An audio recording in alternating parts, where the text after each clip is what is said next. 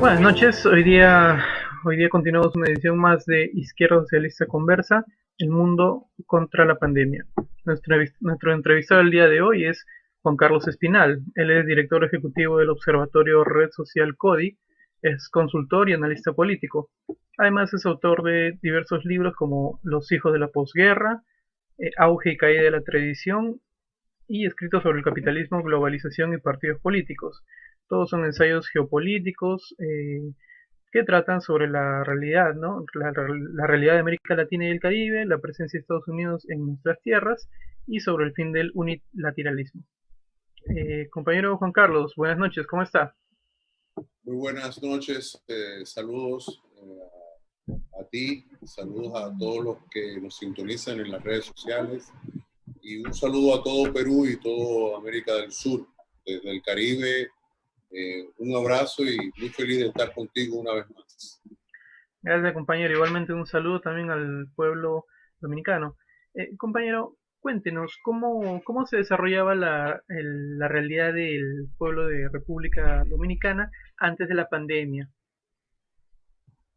República Dominicana ha mantenido en los últimos 10, 15 años un crecimiento económico estable, con desigualdad.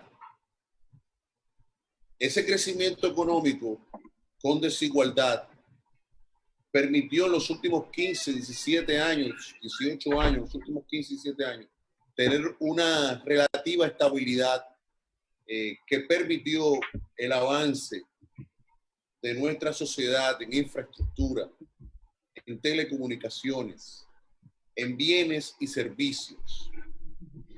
Permitió el afianzamiento de 1 millón de nueva clase media, que generó un presupuesto hasta el día de hoy de 70.000 millones de dólares. En los últimos 20 años, República Dominicana se ha visto favorecida por remesas de alrededor de 6.000 millones de dólares anuales desde Estados Unidos y Europa. Al mismo tiempo, un crecimiento vertiginoso de las habitaciones y del turismo. Eso vino a reducir las etapas perdidas de los años 70 y de los años 80 con el boom económico de entre los 90 y el día de hoy. Ahora bien, ese crecimiento económico, esa riqueza producida, se hizo sobre la base de una economía concentrada en turismo, zona franca, remesa, consumo, y eso permitió, en la medida en que cada día mayores personas entraban al mercado de consumo, al mismo tiempo se generó con bajo salario, con un sistema de seguridad social que no tenía la suficiente cobertura y que no tenía la suficiente capacidad para poder atender a los trabajadores, con un sistema de seguridad que fue privatizado, ¿no? Y cuyos fondos económicos los manejan los propietarios de los bancos en República Dominicana, y un consejo mixto, tanto público-privado, que no favorece las pensiones de los trabajadores, que controla y administra y monopoliza el capital generado por esa masa trabajadora que produce el crecimiento económico con su riqueza y su mano de obra. La plusvalía de los trabajadores entonces ha sido tomada por asalto por una minoría de un 1% en República Dominicana, que no solamente retiene esa riqueza, sino que ante la falta de regulaciones del Estado, en sentido general, está generando que apenas el 1% más rico de la República Dominicana se trague la renta real y la riqueza del resto del 99%. Esa situación, al mismo tiempo, impidió el desarrollo humano y de las capacidades científicas y tecnológicas de la nación. Y eso fue en los últimos 50 años aumentando la distancia entre los que podían acceder a una educación de calidad, los que podían acceder tan pronto se graduasen a un empleo, vieran impedidas esas posibilidades. Y tuvimos que ver cómo migró mucha población al extranjero. Esa mano de obra capacitada que de millones de dominicanos que perdimos en materia de lo que es de fuga de cerebros, nos afectó en un principio. Y aunque sí benefició a un porcentaje muy reducido de la población, de 10 millones de dominicanos, hoy en día tenemos cerca de 4.55 millones de dominicanos que no se encuentran dentro de la economía formal, es decir, dentro de la economía informal. Acá de cada 10 pesos que entran, de cada dólar que entra al Estado, por decir algo, cerca del 50% está dedicado a deuda externa.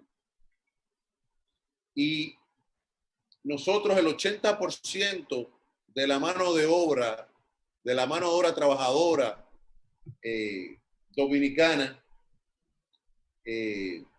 gana 10,000 pesos dominicanos. Eso es cerca de menos de $500 al mes.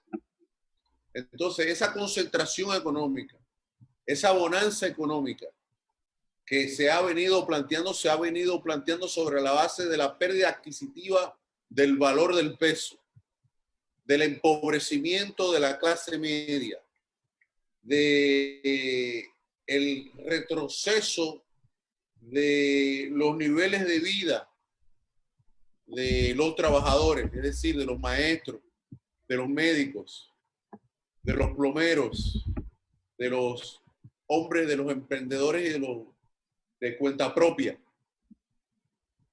Y eso ha generado al mismo tiempo un clima de inseguridad ciudadana porque ha crecido, así mismo como ha crecido la desigualdad, así como ha crecido el desempleo.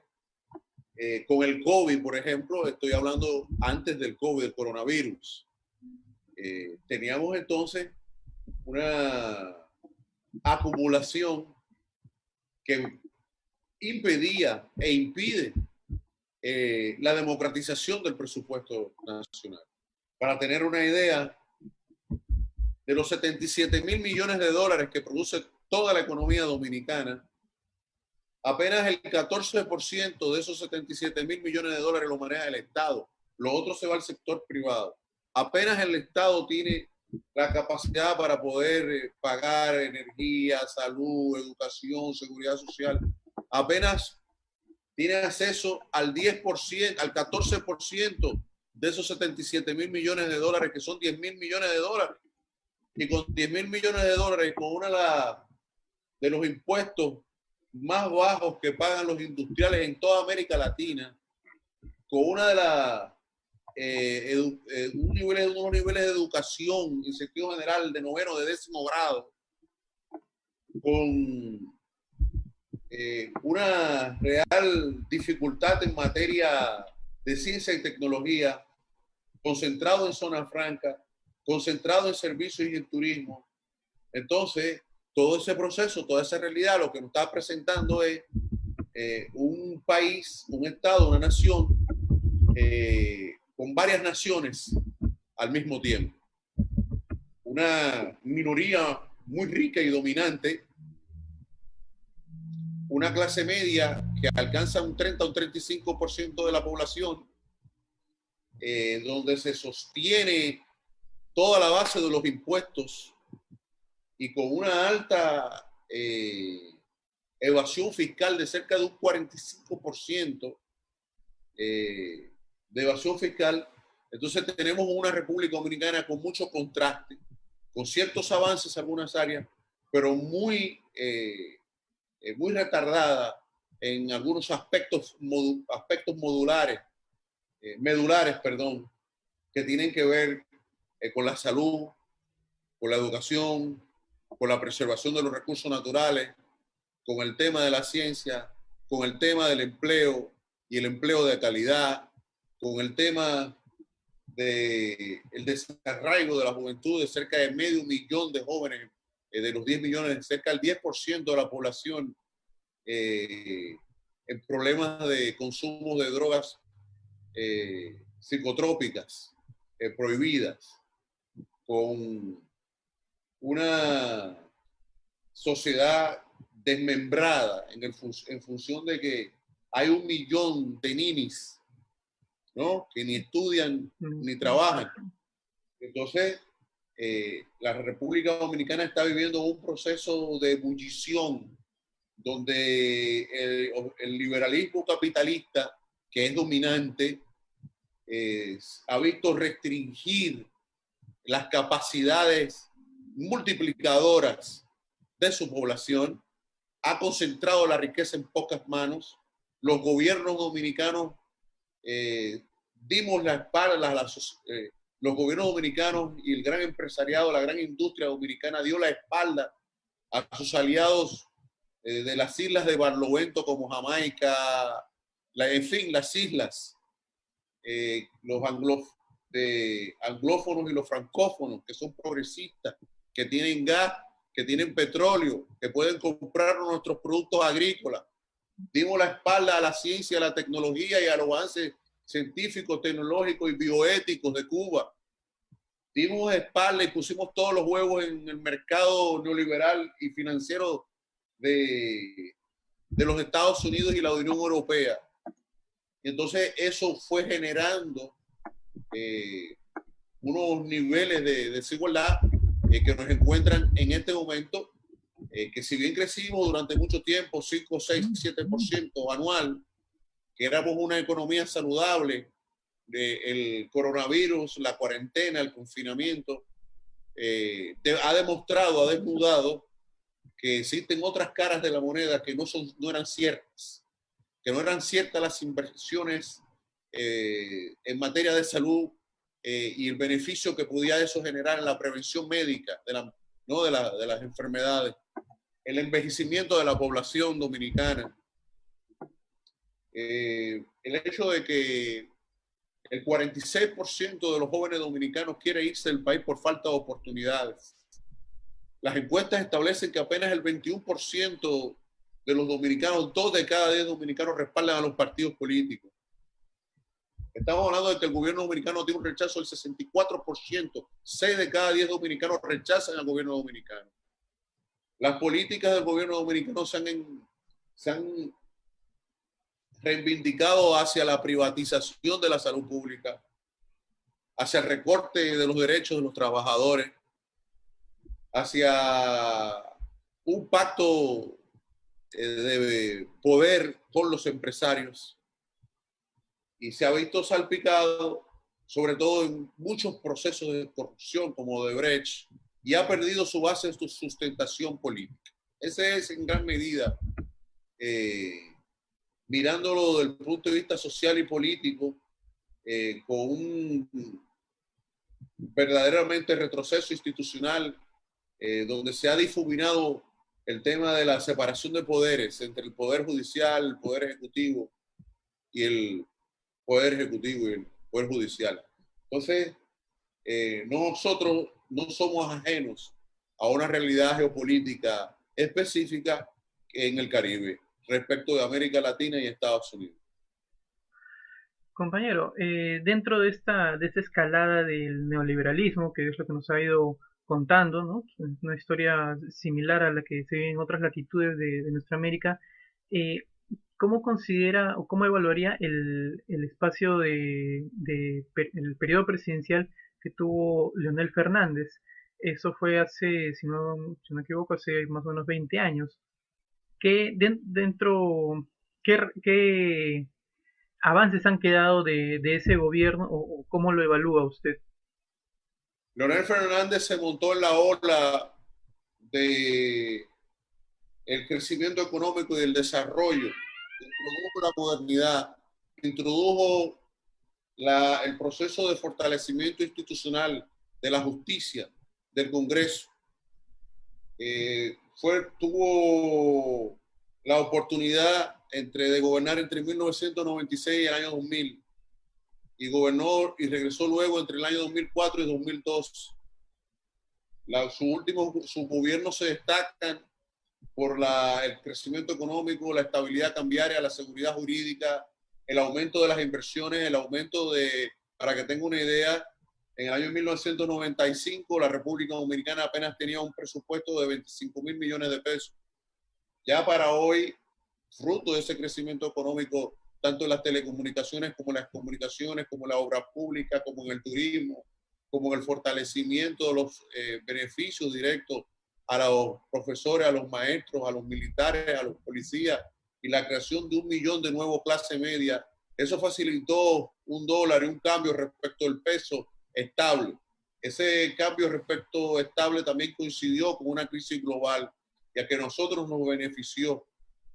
Y usted comprenderá que una economía cerrada, como fue la economía de la República Dominicana antes de 1996, nosotros tuvimos entre 1962 y el año de 1978 una contrarrevolución capitalista en la República Dominicana que impidió el desarrollo y la democratización científico-tecnológica de la mano de obra dominicana, que estancó y repartió las mejores tierras a los latifundistas y a una minoría dominante, y que permitió al mismo tiempo el control constitucional en materia de derechos de los dominicanos. En el año de 1996, vía un pacto con la derecha, el doctor Leonel Fernández llega al gobierno de la mano de la derecha, impulsada precisamente de alguien que había estado gobernando durante los últimos, había estado alrededor de la política dominicana en los últimos 35 años, 35 o 40 años, y venía de la dictadura. En ese sentido, nosotros nos encontramos entonces históricamente en el año de 1996 con un país cerrado, a las inversiones extranjeras, con un país reducido en sus relaciones internacionales. Entonces, con una banca muy limitada, con una industria que todavía en ese momento databa de los años 1950, una industria que dependía del cacao, que dependía del azúcar, que dependía de algunos rubros agrícolas, y que nuestra minería y nuestro peso había perdido capacidad adquisitiva frente al dólar. Al mismo tiempo, nuestra economía se centró sobre todo en una alta concentración de capitales y fuga de capitales. Esa alta concentración de capitales, esa fuga de capitales generó monopolios en escalas de mercado. Esas escalas de monopolio de mercado fueron heredadas por el Partido de la Liberación Dominicana de una inspiración en un momento determinado marxista en el año 1973, pero que para poder gobernar y llegar al poder tuvo que pactar con los liberales de derecha. Los liberales de derecha entonces asumen el poder con el Partido Reformista y los neotrujillistas de la dictadura. Entonces ahí llega Leonel Fernández al poder con ese voto, con el voto del 25% de los residuos de la dictadura de Joaquín Balaguer Ricardo y de Rafael Leonidas Trujillo y la oligarquía dominicana. Así llega atada los primeros inicios de los procesos liberales dentro del liberalismo capitalista en República Dominicana. Sus gobiernos se caracterizan por la democratización de las instituciones, por la democratización del periodismo y de las telecomunicaciones, por el afianzamiento y la inclusión de energía limpia y del desarrollo de capacidades. Entonces, ese fenómeno que se da le lleva a él a crear una base y una clase media, baja y alta, que le permite gobernar entre el año 2000, 2004 y el año 2004, 2002.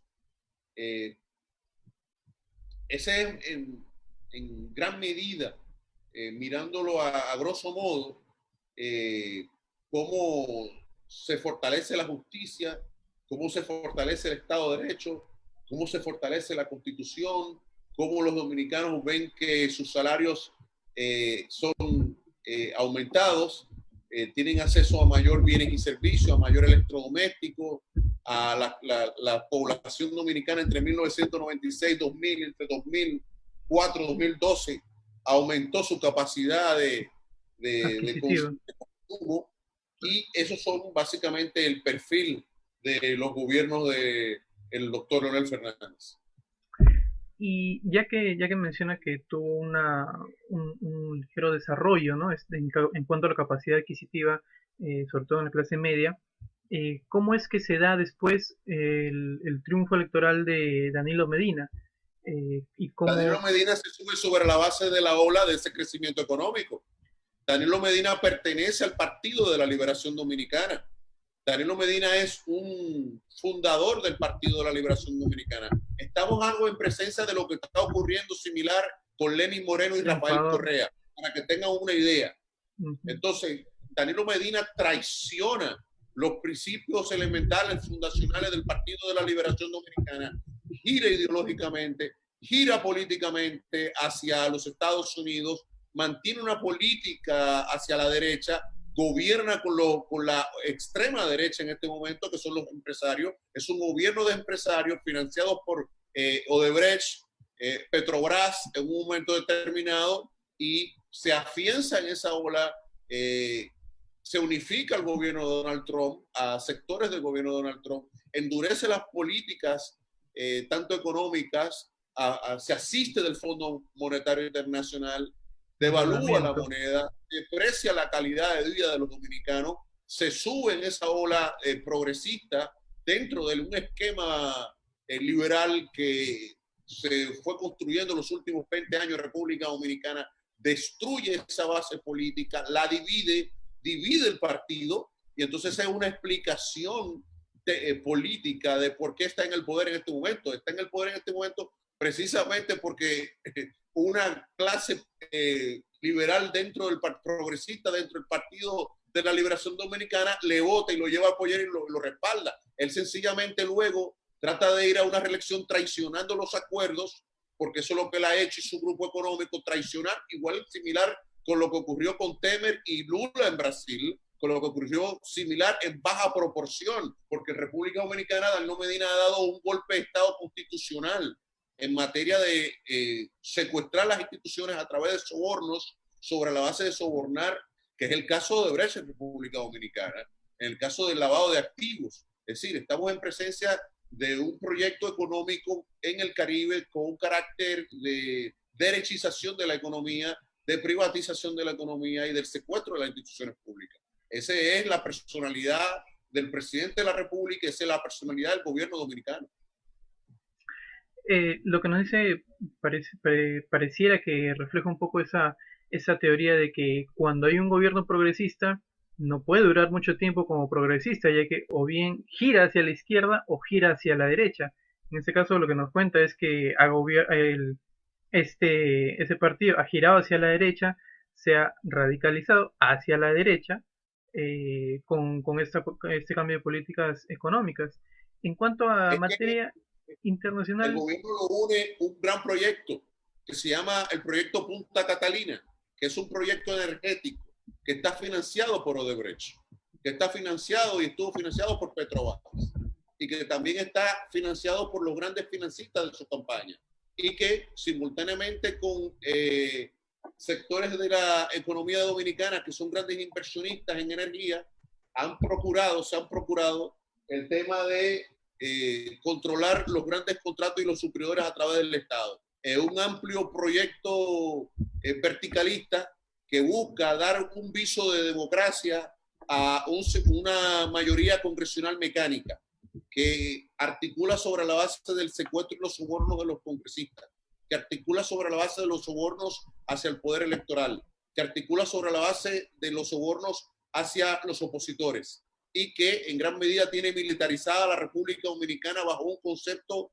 de ocupación militar del ejército sobre la base de la sociedad dominicana, instrumentalizando la Constitución y apelando a lo mismo que utiliza Donald Trump, a esa política de choques y de falsas noticias para tratar de, con ese proceso, maquillar lo que es un gobierno de verticalista que utiliza la Constitución, que viola el Estado de Derecho, que se coloca por encima de la Constitución y que se constituye un grave peligro para la estabilidad hemisférica en este momento. En este momento, la República Dominicana se encuentra rumbo hacia unas elecciones al 5 de julio presidenciales y congresionales. El pasado 16 de febrero del año 2020 tenían que celebrar unas elecciones municipales.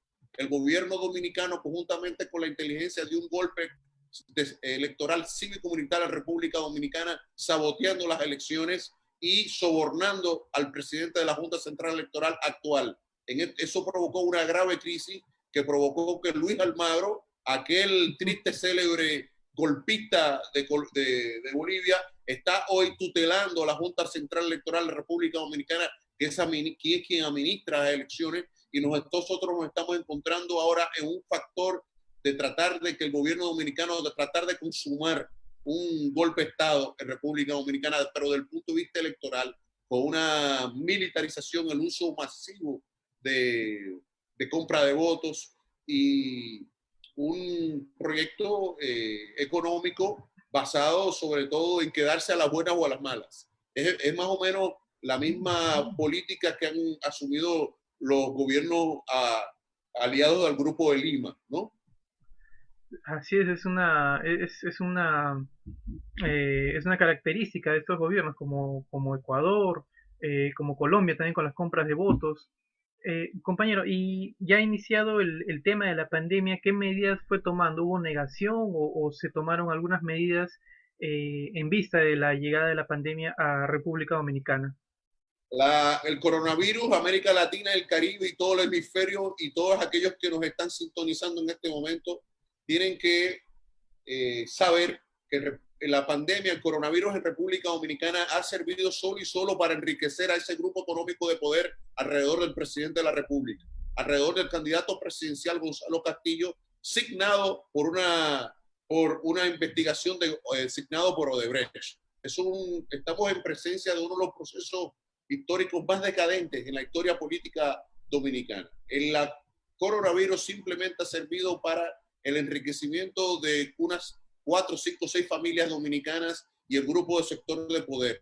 Manipular el tema del subregistro a través de salud pública para manipular políticamente el proceso y asimismo en las fases de desescalada, utilizar las fases de desescalada para hacer negocios con las mascarillas, con los guantes, con los suministros. En medio de la pandemia, duramos 2 meses en República Dominicana sin que el Ministerio de Salud Pública pudiera tener acceso siquiera a la prueba del COVID. Pero sin embargo, en el sector privado, los empresarios mandaron aviones a China en combinación con permiso del gobierno dominicano para enriquecerse. Entonces, lo que se ha venido dando es una instrumentalización del gobierno dominicano en materia política, tanto en el Congreso como en la justicia, para confinar a la población, confinar a la oposición política, mientras de 7 de la noche hasta 5 de la mañana, conjuntamente con el ejército, elementos de las Fuerzas Armadas y la Policía Nacional, implementar un toque de queda sobre la base de que hay coronavirus y hay contagio. Lo extraño es que coronavirus entonces para la presidencia de la República Dominicana, el presidente dominicano es de 6 de la mañana a 7 de la noche. Después de ahí no hay coronavirus. Entonces lo que estamos hablando es de una pirámide de corrupción que toca directamente al gabinete presidencial. Lo que nos dices es algo muy similar a lo que pasa en nuestro país. En realidad, estos gobiernos neoliberales han ejecutado una farsa de cuarentena, porque a diferencia de otros países como Venezuela o Cuba, que han cubierto las necesidades básicas, en una cuarentena donde no se cubren las necesidades básicas, mucha gente queda expuesta o obligada a violar esa cuarentena, ya que no tiene los medios, pues se ha congelado varios sectores de la economía.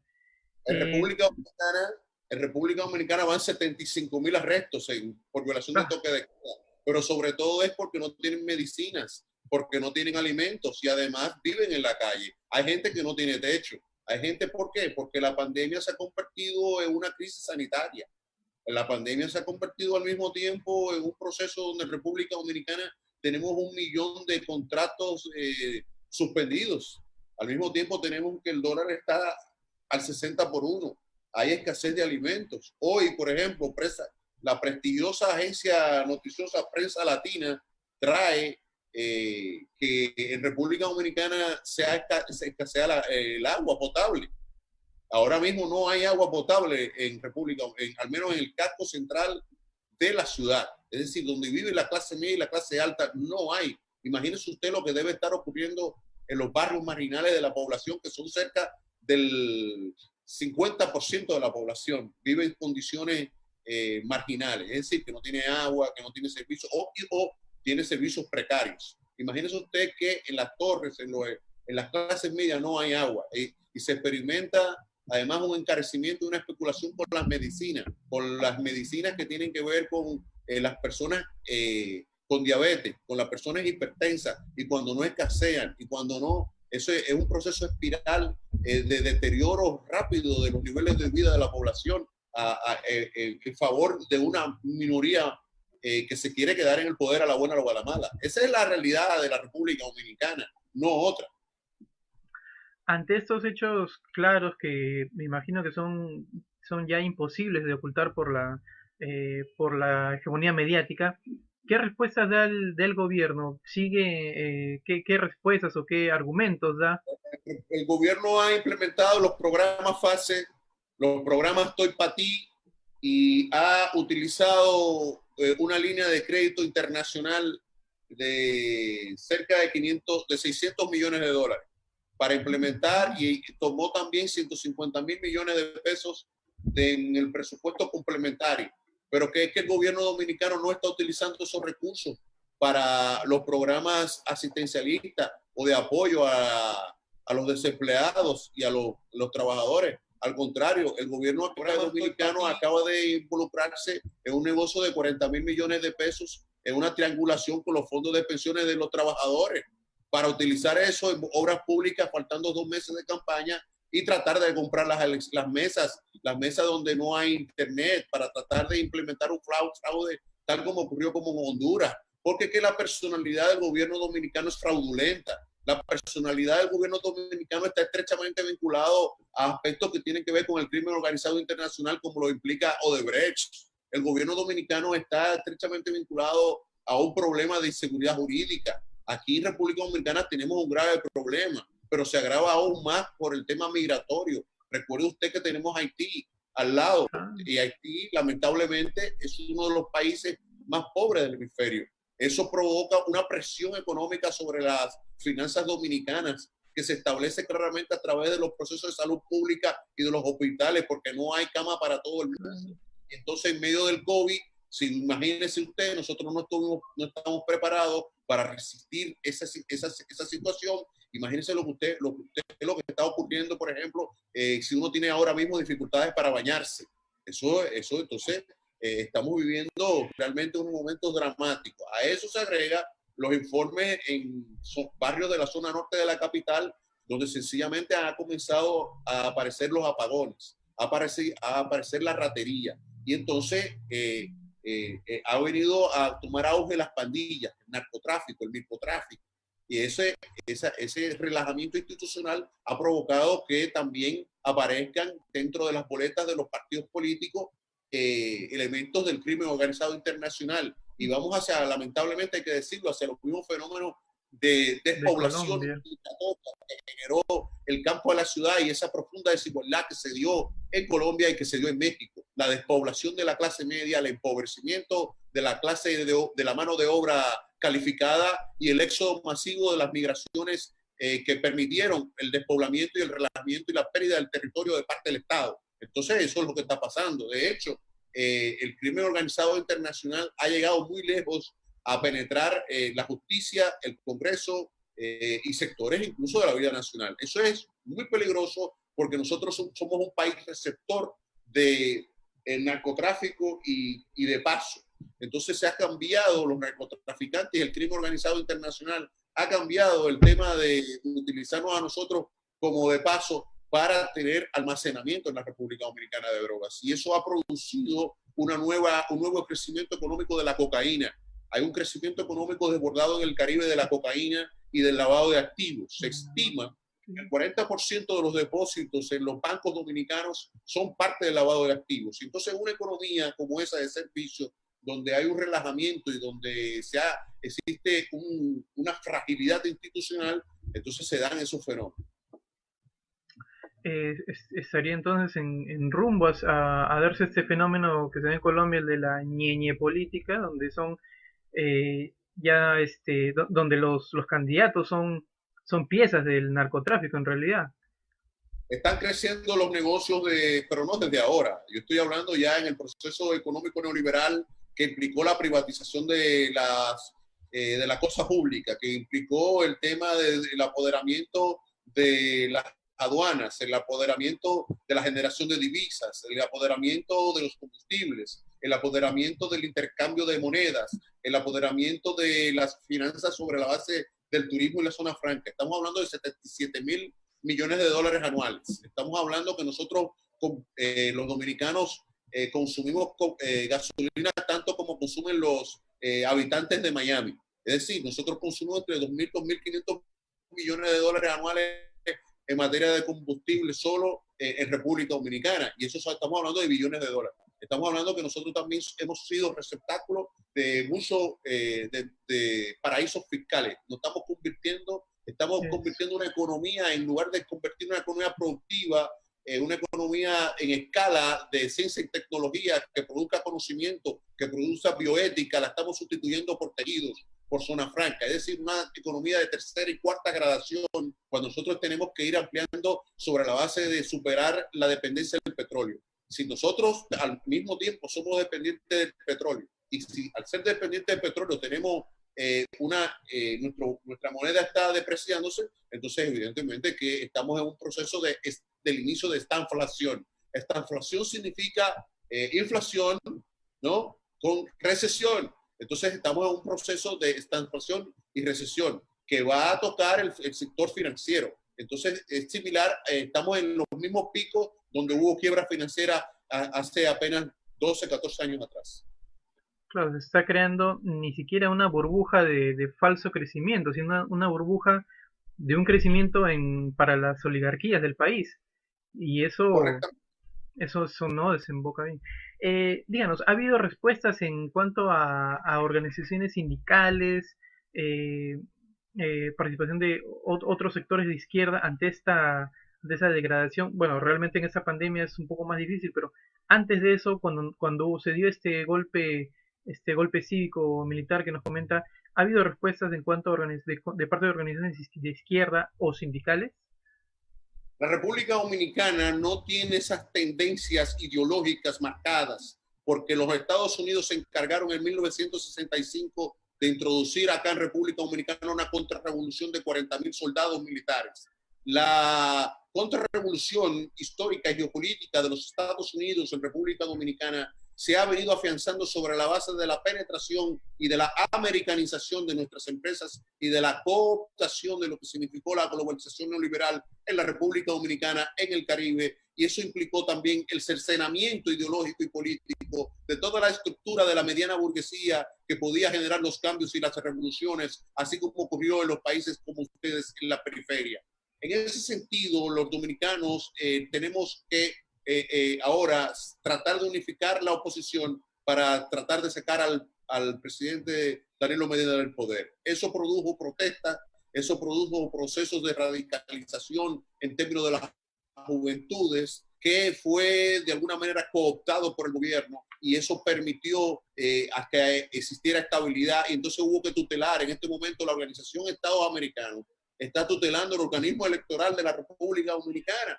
Esta organización de Estados Americanos es una organización títere que no tiene ningún tipo de prestigio. El Ministerio de Colonias. Almagro es una escoria. Eso es lo que realmente es Almagro, el secretario general de Estados Unidos. Y ese es ese es el que va a tratar de arbitrar las elecciones dominicanas, que tiene tutelada el organismo internacional. Y República Dominicana va directo hacia una confrontación social, hacia una convulsión, similar a lo que ha venido ocurriendo en los países de Sudamérica. Es decir, porque es que la militarización que existe y el toque de queda choca de frente con el tema de una sociedad que se acostumbró a generar un proceso económico virtuoso, ¿no? Entonces, esto es lo que está ocurriendo ahora, es todo, esto como tomar una media al revés. Entonces, lo que se está utilizando las empresas del Estado para generar un afianzamiento económico de grupos económicos oligárquicos en el país. El gobierno y la sociedad ha girado drásticamente y eso evidentemente va a generar una gran crisis en República Dominicana constitucional, evidentemente. Díganos, durante esta pandemia, ¿cómo se ha dado el fenómeno de la migración de otros países que estaban en tránsito hacia Estados Unidos? ¿Se ha incrementado esto, o se ha reducido, cómo lo ha manejado el gobierno? Es que la economía en este momento está detenida. En República Dominicana los aeropuertos están cerrados y las entradas de buques están cerradas. Todavía nosotros nos mantenemos cerrados. No es como ustedes que van en fase de escalada y ustedes y las demás sociedades educan. Aquí se ha utilizado el ejército para crear una campaña y la salud pública y el Ministerio de Salud Pública instrumentalizando una crisis política. Lo que estamos aquí, aunque les resulte inverosímil a todos ustedes, es tratando de consumar un golpe de Estado electoral, un golpe electoral, un sabotaje electoral. Sí, el gobierno dominicano no quiere elecciones el 5 de julio y está tratando de apelar a suspender las elecciones el 5 de julio para crear un vacío político y en ese vacío político tratar de negociar la habilitación política del presidente de la República.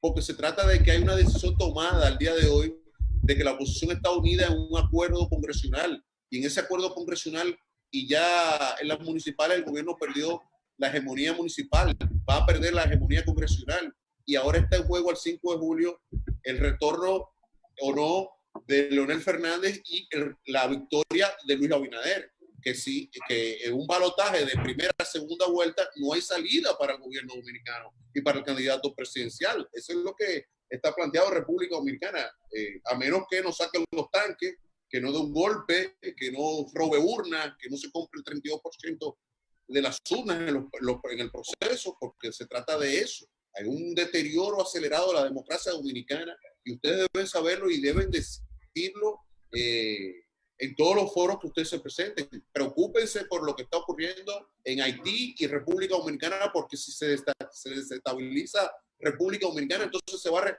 desestabilizar toda la región, se va a desestabilizar Puerto Rico. Ya Cuba está bloqueada por Estados Unidos. En este momento hay un bloqueo naval en las costas de Venezuela. Hay toda una crisis en todo el hemisferio occidental y eso es precisamente porque tenemos a un presidente que está perdiendo la reelección en Estados Unidos con Donald Trump. Entonces todos los procesos armamentísticos y toda la expoliación que tenía en Medio Oriente, él ha trasladado todo ese ejército que estaba en Siria, en Afganistán, está en el Caribe. Entonces en este momento estamos en un proceso de luchando contra el unilateralismo. Ha llegado el multilateralismo y yo pienso que República Dominicana, las sociedades dominicanas están empezando un proceso de radicalización. La clase media se ha radicalizado. Eso es muy bueno que la clase media se radicalice.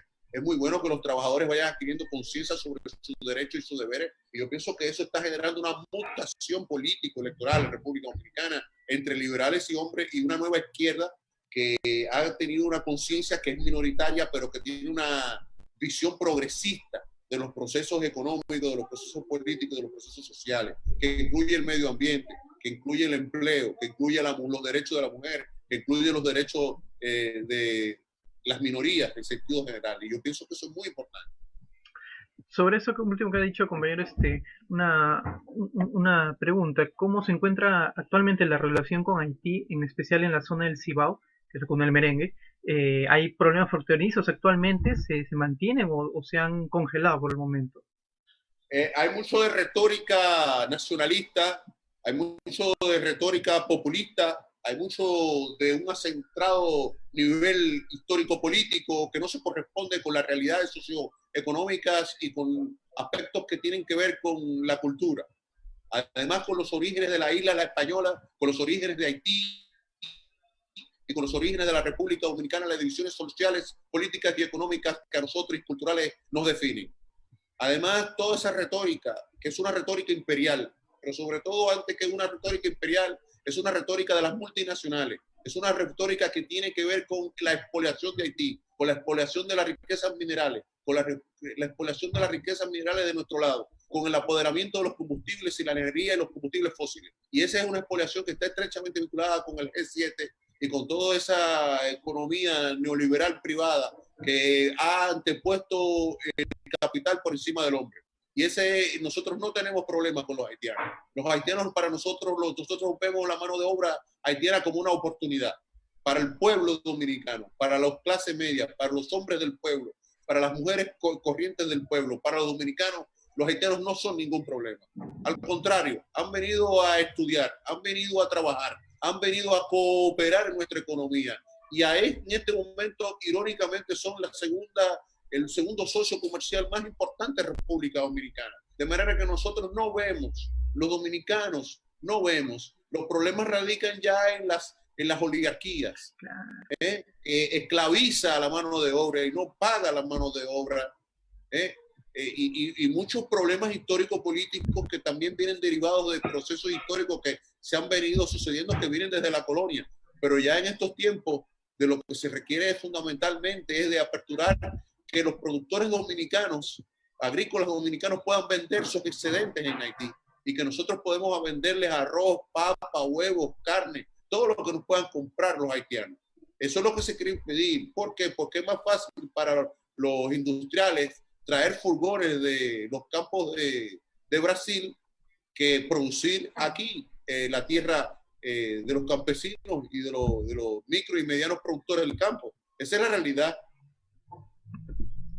Claro, compañero, siempre el sentimiento de la patria grande debe estar por encima de estas rencillas que en realidad tienen origen y benefician a las oligarquías de cada país.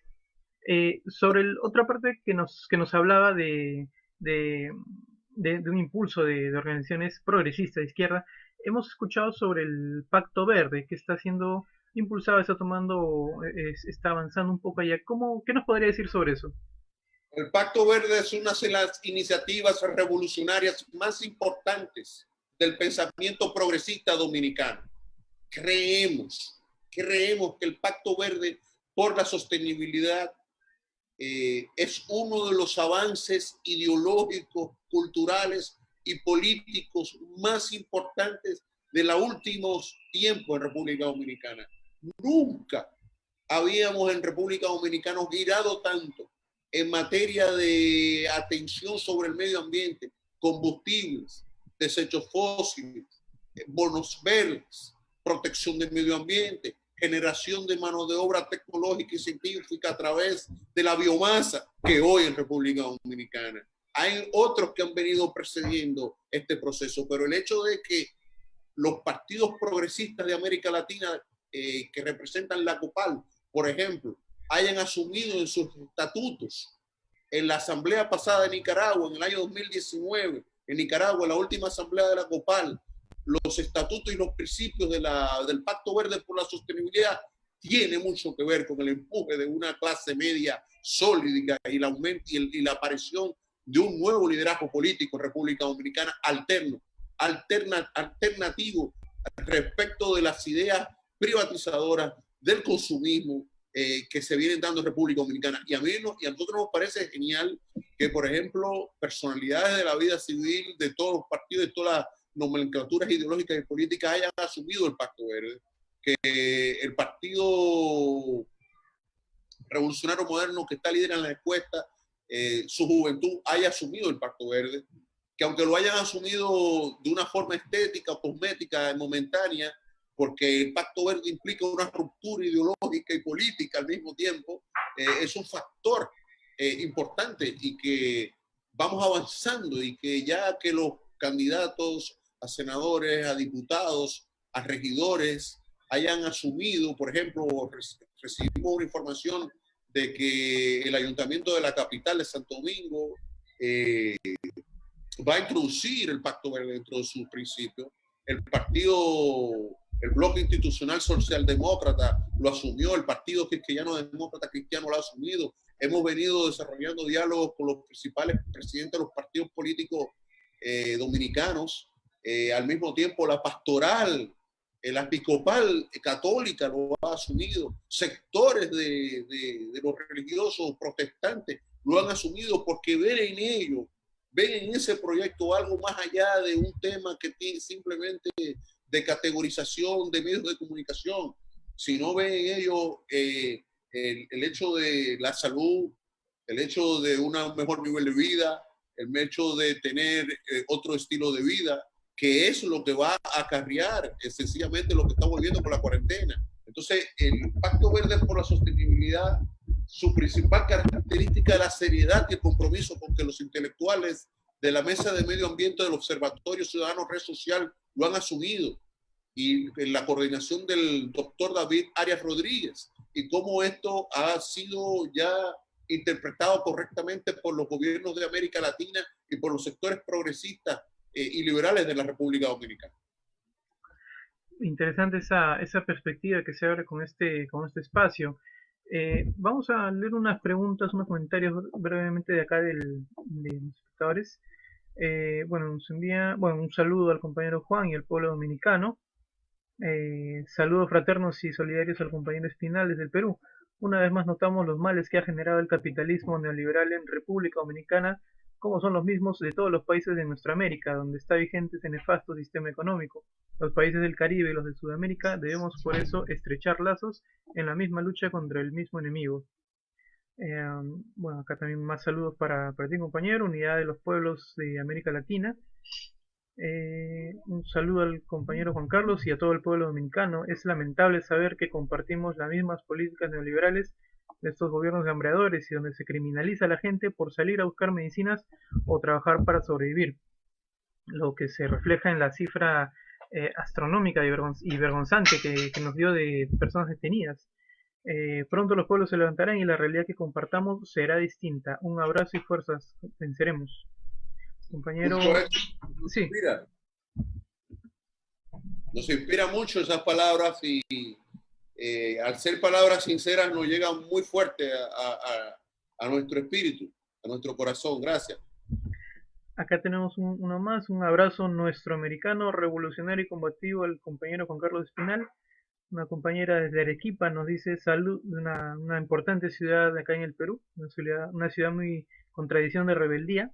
Nos dice saludos compañeros al pueblo hermano de República Dominicana. Acá hay una pregunta, ¿cómo va la protección al folclore? Vemos que lamentablemente el perico ripiao y otras formas musicales son avasalladas por la música extranjera. Sin embargo, esas son las políticas de las élites. Sin embargo, el perico ripiao, el merengue, está conformado con una base social campesina muy arraigada y muy sostenible, que va a costar más de 100 años poder desaparecerla. Todavía la cuerda, todavía la ropa, la indumentaria, la música, los poetas populares, los poetas campesinos, que son los que interpretan, y los compositores de estas músicas y estas tradiciones culturales ancestrales, se mantienen muy fijos dentro de las costumbres dominicanas. Podemos hablar del merengue apambichado, podemos hablar del merengue de calle, podemos hablar del dembow, pero esas son ya políticas de élites. El pueblo mantiene sus tradiciones y el merengue sigue siendo rey, no solamente en República Dominicana, sino en América Latina y el Caribe. Así es, compañero. Siempre la música popular se nutre, ¿no? Se nutre de todas nuestras realidades y son ellos, son los cantores, son los compositores los que defienden con su práctica nuestra identidad. Eso no va a desaparecer. Nuestra cultura, la globalización no va a poder, las máquinas no van a poder sustituir los sentimientos de los seres humanos. El coronavirus no va a poder vencernos, porque el coronavirus no es más que la crisis y disrupción del capitalismo. Es decir, los seres humanos seguimos vivos, seguimos interpretando, seguimos superando las adversidades y los obstáculos. Esto lo que estamos viviendo es un principio, como dicen algunos teóricos importantes, que lo que estamos viviendo es un golpe de Estado mundial al hombre, un golpe de Estado del capitalismo a la humanidad. Y entonces eso es lo que está ocurriendo en realidad. Nosotros nos han militarizado sobre la base de instrumentalizar a la sociedad, pero nosotros vamos a salir adelante, vamos a poder vencer. Incluso creo que es una de las magníficas, una gran oportunidad para el afianzamiento de los movimientos progresistas, democráticos, revolucionarios y de izquierda del continente. Yo creo que en este momento el COVID ha servido de lección para tomar lecciones aprendidas de nuestros errores y de nuestro infantilismo ideológico y político, para afianzar políticas de alianzas mayoritarias con sectores de la población, con los religiosos, con los campesinos, con los venduteros, con los productores, con los micros y medianos productores, con los académicos, es decir, y con los políticos de todos los escenarios que tengan una visión hacia lo popular, hacia el progreso. Pienso que más que nada nosotros en este momento debemos dejar de lado los prejuicios históricos que nos han separado y comenzar a pensar en función de propuestas del país, mirando más allá y hacia lo que hablaba Chávez, la integración de América Latina. Claro, es en realidad a raíz de los congresos que ha ido realizando el año pasado el gobierno de la República Bolivariana de Venezuela, es que se han estrechado contactos, se han creado nuevos contactos y que hemos, no solo nosotros, sino diversas organizaciones han empezado a hacer ese tipo de transmisiones en vivo para ir conociendo y nutriéndonos de otras realidades.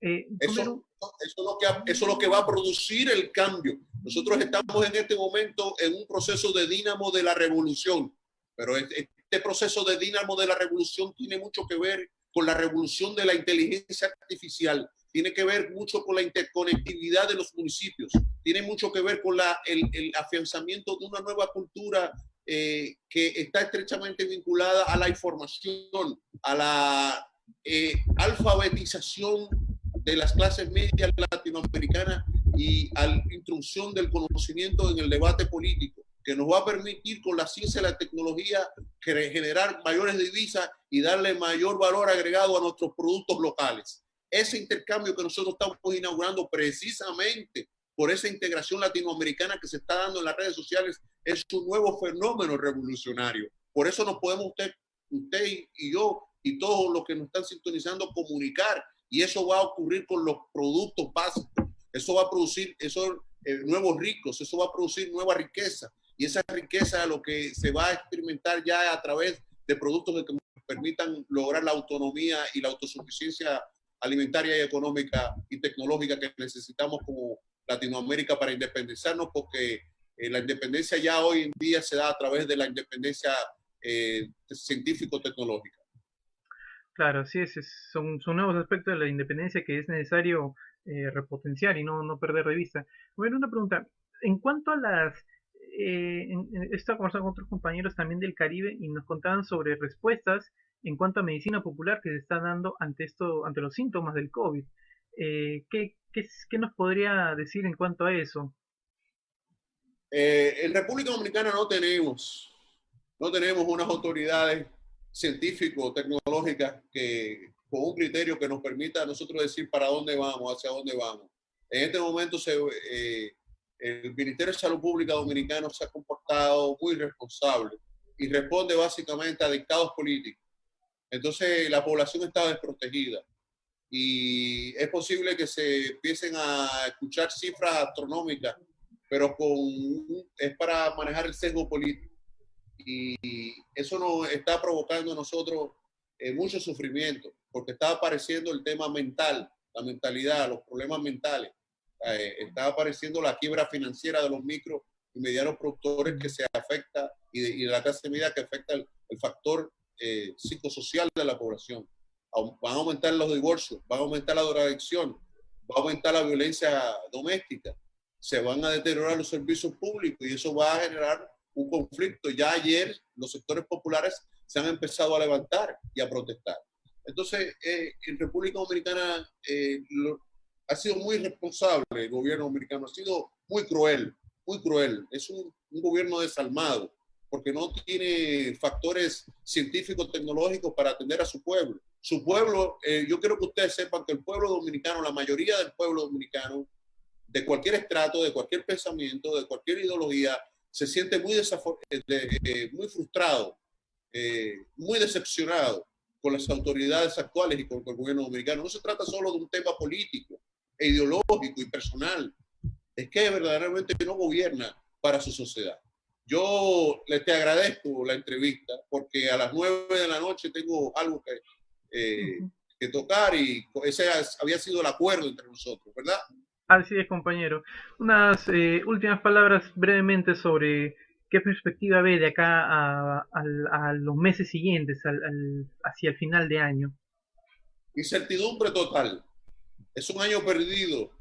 Es una lástima.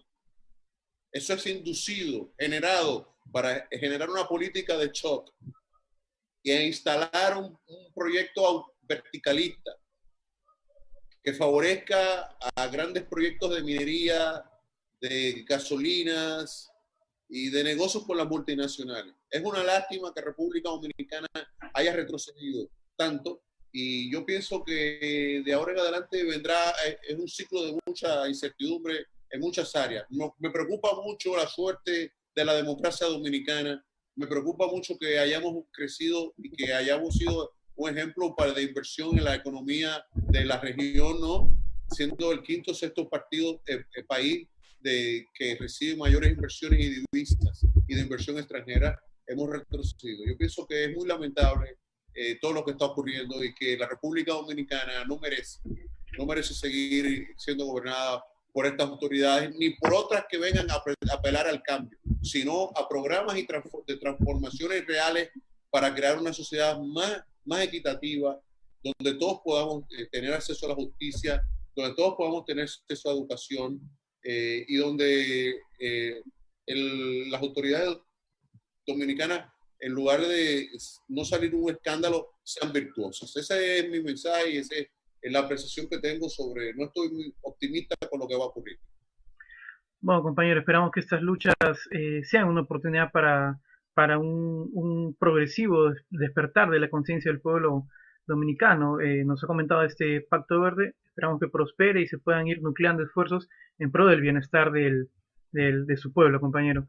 Desde Perú, es un gran salto para nosotros tener esta entrevista internacional, esta cortesía, que sé que muchas personas están observando, que sé que muchas personas están escuchando nuestra idea.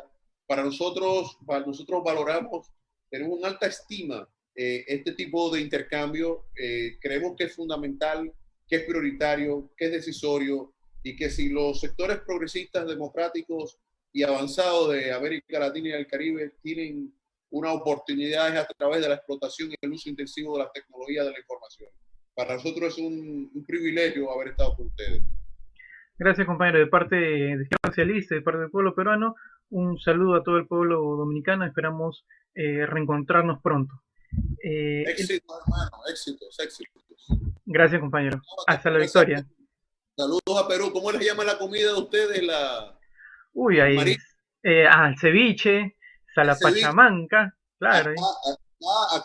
Acá, en algunas ocasiones, mi mujer hace un buen ceviche.